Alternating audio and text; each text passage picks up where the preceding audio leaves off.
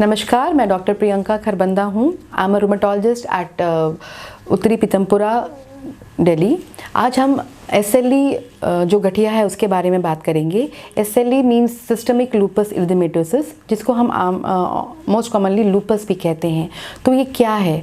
SLE एक auto immune disease है। Auto immune disease का क्या मतलब है? हमारे शरीर में एक रोग प्रतिरोधक क्षमता होती है जो हमारी बॉडी को बैक्टीरिया, वायरसेस, इन्फेक्शन से प्रिवेंट करती है। ये कुछ खास तरह के सेल्स होते हैं जो हमारी बॉडी में इम्यूनिटी का काम करते हैं। अगर हमारी बॉडी के सेल्स जो हमारी रक्षा के लिए बने हैं वही हमारी बॉडी के अगेंस्ट काम करने लग जाएं तो ऑटो इम्यून डिजीज़ होती है। तो SLE एक बहुत कॉमन ऑटो इम्यून डिजीज़ है।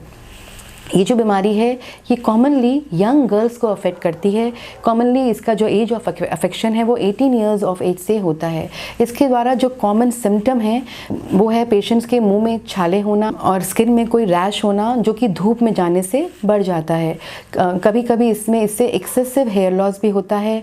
पेशेंट्स को जॉइंट्स पेन होते हैं जो कि सुबह उठ के ज़्यादा होते हैं और इसमें स्टिफनेस महसूस होती है। SLE मोस्ट कॉमनली किडनी को अफेक्ट कर लेती है। मतलब ये किडनी को बहुत माइल्ड से लेके सीवियरली अफेक्ट कर सकती है, जिसको हम क्लास 1 टू क्लास 6 बोलते हैं। क्लास 1 में ये किडनी को माइल्ड अफेक्ट करती है और क्लास 6 में ये किडनी को डैमेज कर देती है। तो ऐसा नहीं है कि लाइक कैंसर स्टेज, ये स्टेज 1, स्टेज 2, स्टेज 3 पे आएगी, ऐसा नहीं है। बिकॉज कई बार पेशेंट्स को पता भी नहीं चलता और हमारे पास पेशेंट स्ट्रेट अवे जो किडनी अफेक्शन है वो 4, 5 या 6 लेके पहुंचते हैं।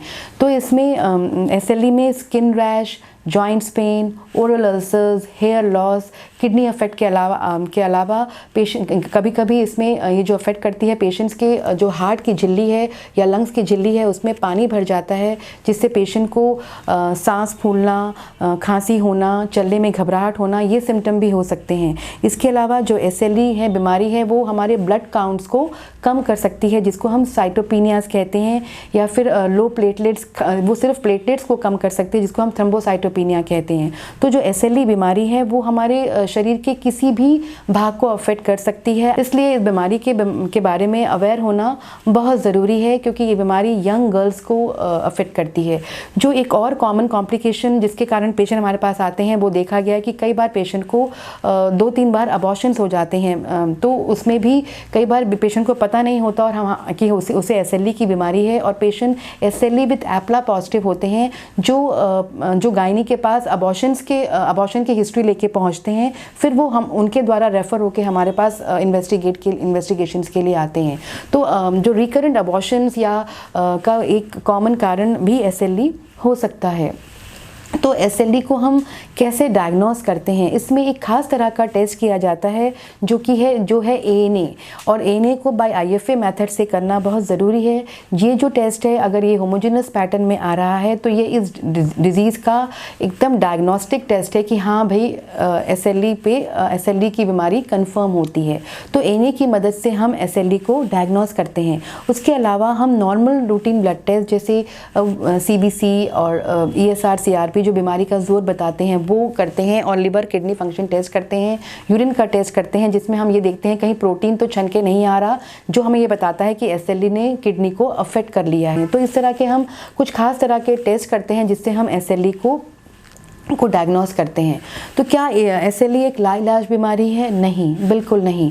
SLE को हम बिल्कुल बहुत अच्छी दवाइयों से ट्रीट कर सकते हैं। SLE के लिए दवाइयाँ हमारे पास अवेलेबल हैं and we have lot of options available, but depending on कि आपका बीमारी का जोर कितना है तो उस हिसाब से हम इलाज शुरू करते हैं। जैसे किसी की बीमारी बहुत माइल्ड है तो उनको हम सिर्फ सिंपल दवाइयाँ जैसे हाइड्रोक्सीक्लोरोक्विन से ट्रीट करते हैं। किसी की बीमारी थोड़ी सीवियर है, जैसे उनकी हार्ट पे असर आ गया है या किडनी पे असर आ गया है, तो उनमें हम कुछ टाइम के लिए स्टेरॉइड्स देके बाकी जो गोलियां हैं जैसे MMF या एजोरान या कई तरह के इंजेक्शंस, तो depending on your stage of SLE हम वो इंजेक्शंस और गोलियों का इस्तेमाल करते हैं, जिससे हम जो SLE द्वारा अफेक्ट किए जाने वाले इरिवर्सिबल डैमेज, मतलब अगर वो किडनी को हमेशा के लिए ख़राब कर दे या हमारे ऑर्गन्स को हमेशा के लिए ख़राब कर दे, उसको प्रिवेंट कर सकते हैं। इसमें एक चीज़ बहुत इम्पॉर्टेंट है समझने के लिए कि SLE में आपको खान पीन का परहेज़ नहीं है, लेकिन लेकिन आपको धूप का परहेज़ है। ये देखा गया है कि जो सूरज की यूवी लाइट्स हैं, अगर हम धूप में बैठते हैं, यूवी लाइट के एक्सपोजर में आते हैं, तो SLE का जो ज़ोर है वो बढ़ जाता है।